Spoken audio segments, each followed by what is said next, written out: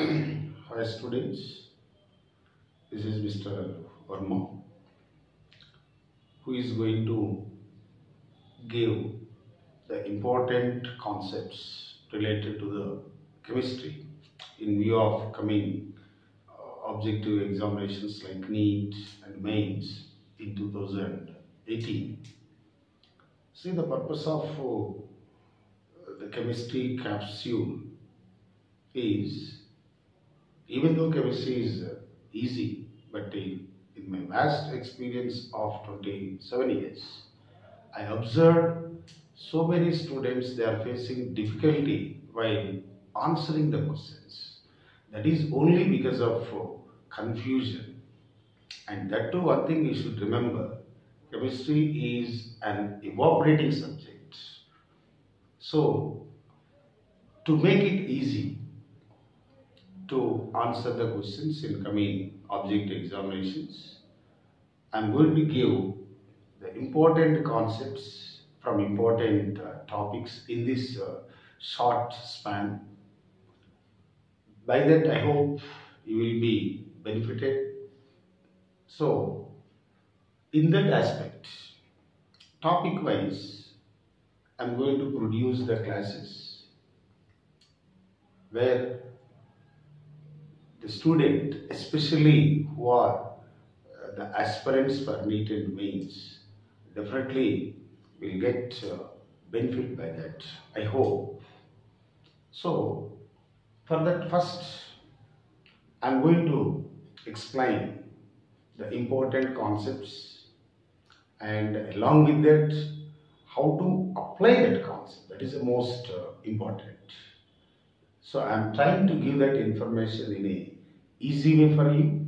So, try to utilize those concepts, and definitely you will be in a position to get the supporting marks in chemistry along with other subjects.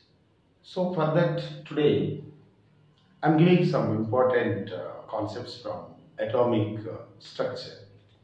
So in that, the first one is regarding the specific charge. So now, if you observe that specific charge, so now what is meant by specific charge? See, it is nothing but the charge per unit mass, charge by mass. So per unit mass of the particle, what about the charge that is present on that particular particle? So it is nothing but charge per unit mass.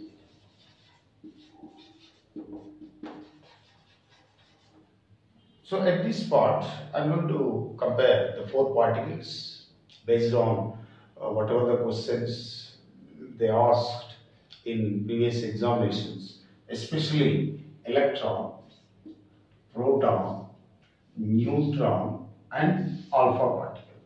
See here, alpha particle is nothing but doubly charged helium nucleus. Means if you remove the 2 electrons from helium atom, whatever the ion that we are getting, it is nothing but alpha particle. So now here relatively, what about the specific charges of these four particles? For that, if you observe the charge of each and every particle, as you know, electron is having 1 unit of negative charge, and proton is having 1 unit of positive charge, neutron 0, and alpha particles. Suppose if you observe that helium nucleus with 2 units of positive charge, that indicates the charge present on alpha particle, that is 2 units. That is regarding the relative charges. And after that, if you observe the mass, here we are going to compare the mass of these particles with respect to hydrogen atom. So now, with respect to hydrogen atom, what about the mass of these four particles? If you compare the mass of electron with the mass of hydrogen atom, that is around 1 by 1836th part. And proton, that is nothing but mass of hydrogen atom. and neutron, which is greater than 1, and helium, the mass number, that is 4. That's why its mass is considered as 4 units. So that is regarding the charge and mass. And now we will go for specific charge, means E by M. So now 1 by 1836 means 1836. And after that, proton 1 by 1 means 1, and neutron 0, and alpha particle 2 by 4 means 0.5. So like this, if you remember these values, then we can arrange all these particles. So now I am going to arrange increasing order of E by M of all the particles. Increasing order. So first neutron, which is 0, which is less than alpha particle, then proton, then electron. So like this, here you should remember this order, means in which way the specific charge is going on, increasing or decreasing. So this is one part regarding the specific charge. And now, especially with respect to the electron, generally the mass of electron that remains constant. How can you say that? Since we are producing these particles in discharge tube by using the different gases, whatever the gas that we are using in discharge tube, the electron produced by them, its mass remains constant. But whereas if you observe the proton, here the mass of proton that depends upon the gas what we are using to produce them. So as per that, in general, the specific charge of electron remains constant, whereas the specific charge of proton is not a constant value. But here, as far as electron concerned, for this also, according to theory of relativity, here there is one formula how to find out the mass of the electron which is moving with a particular velocity. Means, as per that electron concerned, suppose if it is moving with a velocity v, then mass of the electron at a velocity v, that is nothing but its rest mass. What is the rest mass? That is, as you know, 9.1 into 10 power minus 31 kilogram. That is the rest mass. Now, rest mass by square root of 1 minus v by c whole square, where v is the velocity of the electron and c is velocity of light. Now, according to this relation, if velocity of the electron is increasing, here the denominator value is going on decreasing, as per that mass of the electron with that velocity will increase. So that means here the condition, if velocity of electron, if it is increasing, then what will happen? Automatically mass of the electron, that is also increasing. So thereby E by M during that process, that will be decreases. So only by changing the velocity of the electron, its specific charge is going to be changed. That is possible by changing the temperature. But in laboratory, we are maintaining constant temperature, so that the velocity of the electron remains constant. So there is no change in the mass. That's why its specific charge remains constant at that instant. But if you are capable to change the velocity of the electron like this, these are the changes what we are going to observe. So this is regarding the specific charge of electron. And now sometimes here we have to analyze the ratio between the specific charges of particles. See, for example, specific charge of electron by specific charge of proton. As you know the values, that is 1836 by 1. So this ratio is 18 plus 36 is to 1. And similarly, suppose specific charge of proton by specific charge of alpha particle. So that is nothing but 1 by 2 or 1 by 0.5. That is nothing but 2. 2 is to 1. So the specific charge of proton and alpha particle, they are in 2:1 ratio. Whereas the specific charge of electron and proton, they are in 1836:1 ratio. So like that we have to compare the ratios. So this is a fundamental information regarding the specific charge of these particles. And after this, another important concept here, that is nothing but the characteristics of light or the characteristics of wave, or otherwise we can say that properties of wave.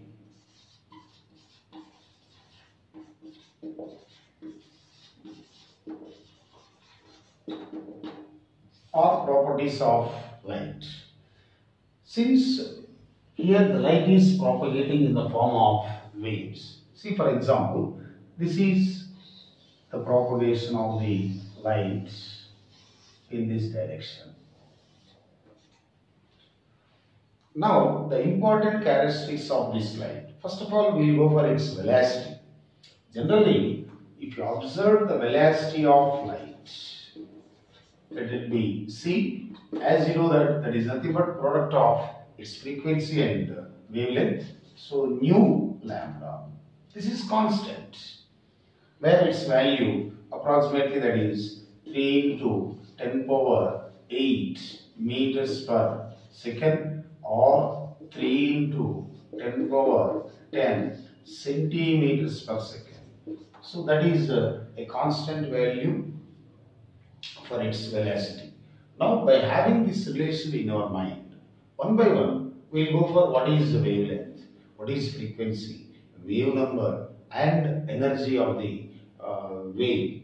So that means, for that first we will go for wavelength. So what is meant by wavelength? See, if you observe this diagram, this is one crest and it is another crest, or this is one trough and it is another trough. Now, the distance between any two successive crests or two successive troughs, this is what we call as wavelength of that radiation.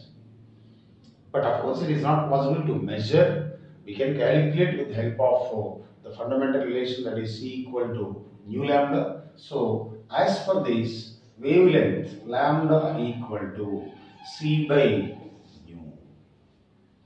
So, if you know the frequency of the light, by using this you can calculate wavelength. And as per this, wavelength is inversely proportional to frequency. So, therefore, one of the relation what you have to remember, lambda 1 by lambda 2, that is equal to nu 2 by nu 1. So this relation we have to use to find out the ratio between the wavelengths or between the frequencies. Sometimes they will give the frequency of the two radiations. You have to find out the ratio between wavelengths. Or sometimes they will give the wavelengths. You have to find out the ratio among the frequencies of those two radiations. So for that purpose, you have to use this relation. And after that, the general units to express this wavelength, that is nothing but nanometer or picometer or angstroms. So that is the unit. See, one thing you have to remember, whenever if you are going to calculate, even though they have given in nanometer, picometer or angstroms, we have to convert that wavelength either into centimeters or into meters, because calculations are in terms of either CGS or SI units only. So that is regarding wavelength. And now if you observe the frequency, so what is meant by frequency?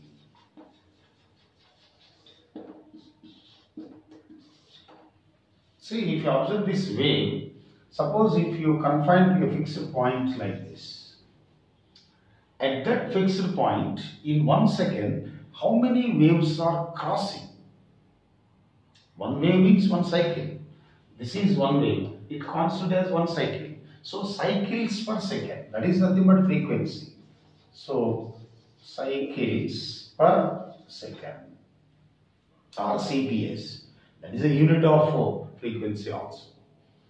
But here, how to find out frequency of the light? For that also we have to use that standard relation, that is C equal to nu lambda. So as per that, nu equal to C by lambda. This is the formula where we have to use. But one thing you should remember, velocity of light we are going to use either in centimeters or in meters. Based on that, we have to convert that wavelength into centimeters or meters, even though they mention in nanometers or picometers or angstroms. So that is regarding frequency. It is the number of waves that are crossing a fixed point in 1 second. That is called frequency. And now, if you observe the third one, that is wave number, which is represented by nu bar. It is, see for example, here there is a wave like this, and we are going to consider one unit length in that radiation. Imagine this is one unit length. One unit length which generally, for example, 1 centimeter. So in this 1 centimeter of length, how many waves are present? See, from here to here, one wave, 2, 3, 4. So 4 waves per centimeter. That is called its wave number. Of course, mathematically, it is equal to reciprocal of wavelength. So thereby, nu bar equal to 1 by lambda. And here, the units for this, that is nothing but centimeter inverse or meter inverse. That is regarding wave number. Now, if you observe all these three relations, here we can go for internal change. Since nu bar equal to 1 by lambda and nu equal to C by lambda, but 1 by lambda equal to nu bar. So therefore, nu equal to C into nu bar. Because sometimes they will give the wave number, you have to find out the frequency. Sometimes they will give the frequency, you have to find out the wave number. For that, you have to use that relation. As for this, another relation means nu bar equal to nu by C. So that is the internal relation between frequency and wave number. And one more, here as per that, if you want to find out the wavelength lambda equal to 1 by nu bar. So if they are given the wave number, reciprocal of that wave number is nothing but wavelength. So like this, the internal relation between those three properties. And the last property, that is nothing but energy. As per quantum theory, generally, if you want to find out energy of the radiation, it is nothing but generally E is proportional to nu. Means energy is directly proportional to frequency of that radiation. As per that, E equal to h nu, where h is Planck's constant. It is Planck's constant. And here the constant values are very, very important, because directly they are asking regarding those values. So for that, it is 6.626 into 10 power minus 27 n second. It is in CGS system. Whereas in SI units, 6.626 into 10 power minus 34 joule second. So these values are very, very important. At the same time, units, erg second, joule second. So be clear about the units. Okay, so like this you have to find out the energy, and after that, here we will get another formula. That is, since nu equal to C by lambda, that means E equal to hc by lambda, or we can write hc nu bar, because 1 by lambda equal to nu bar. So like that, we have to find out energy of that radiation.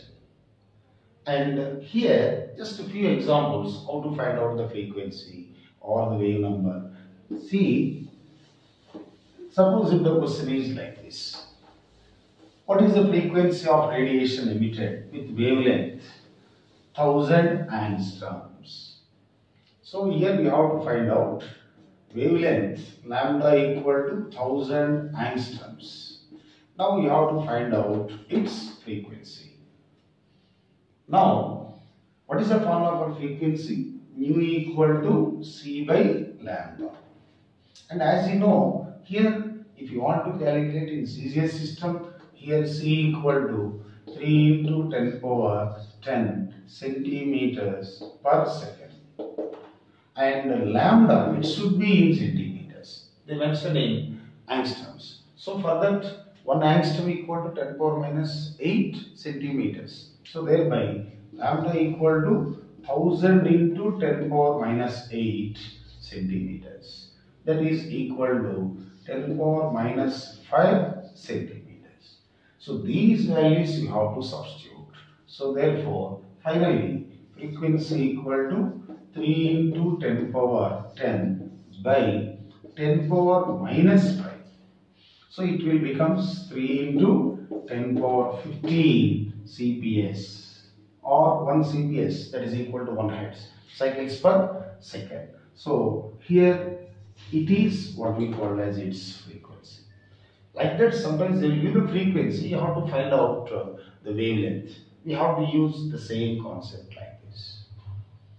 And another one, suppose here there are two radiations whose wavelengths lambda 1 and lambda 2. So for that, we can expect the question regarding the ratios of their energies or frequencies. See, lambda 1, let it be 1000, and lambda 2 is 2000 angstroms. If it is like this, what about as per this ratio of their energies is what? As you know, E is proportional to 1 by lambda. So therefore, E1 by E2 equal to lambda 2 by lambda 1. Now what is lambda 2? 2000. Lambda 1, 1000. Here no need to convert into cent because it is a ratio. So direct values we can use. So it will be equal to 2000 by 1000. That is nothing but 2 is to 1. So like that, either frequency or wave number or energies we have to calculate by using those simple relations. So this is regarding the properties of the light. Now, in these two concepts, one is specific charge of the electron and another one is properties of the light. Be clear about all these formulas. And finally, just I am giving the relations between angstrom, nanometer, picometer, means how to convert. So for that, 1 angstrom, that is equal to 10 power minus 8 centimeters or 10 power minus 10 meters. Similarly, 1 nanometer, that is equal to 10 power minus 9 meters, and 1 picometer, that is equal to 10 power minus 12 meters. So by having this relation, you can convert from one unit to another unit. So be clear about this, and definitely it is one of the important part in that atomic structure. Like this, here I am going to try to give the information in a brief way to develop your confidence at objective examinations of 2018.